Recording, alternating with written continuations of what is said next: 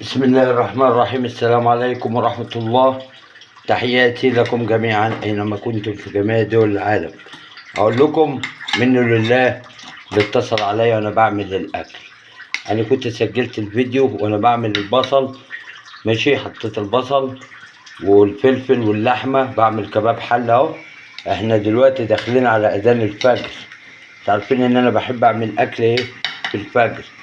دلوقتي انا حطيت بصل، حطيت قرن شطه حار اهو، حراق احمر، حطيت فلفل اسمر.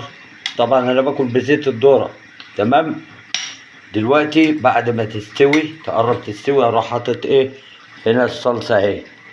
انتوا عارفين كنت انا جايب عدايتين طماطم، عدايه طلعت خضره، يعني عدايه الاحمر كله انا عملته صلصه وحطيته في الايه، عصرته، يعني حطيته في الخلاط وبعد كده عصرته وحطيته في الفريزر تلجه بقى صلصه، تمام. طماطم يعني.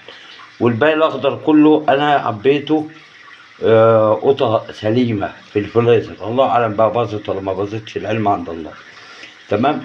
بعد الميه ما تسوي اللحمه اللي هو كباب الحله، هروح نازل عليها بايه، بالصلصه دي، تمام.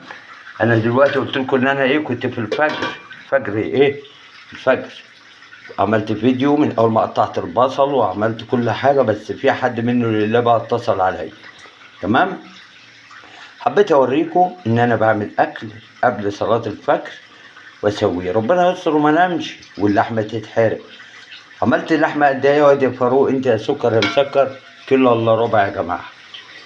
ده كيلو الا ربع لحمه، كان اخر حاجه موجود في الفريزر انا عملته اهو. لحمه كلها لحمه هوبر هوبر هوبر اهي، هوبر كلها هوبر هوبر هوبر.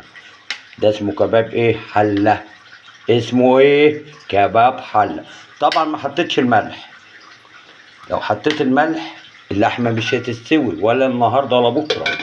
فانا ما بعملش حاجه خالص الا ما بحطش ملح الا بعد ما يبقى ايه، ما بخلص الاكل، تمام. ده فيديو صغير، يا ريت اللي يشوفه، يا ريت يا ريت يا ريت يا ريت. اتمنى من الله تعليق حلو، واتمنى من الله لايك حلو منك كده، عشان انتوا ناس عسل وانا بحبكم، ويشهد عليا ربنا ان انا بحبكم. ربنا يديني على قد ما بتمنى لكل الناس المحترمة، ربنا يديني على قد عملي يا رب يا رب، ويبعد عنا وعنكم شر الحاقدين والحاسدين.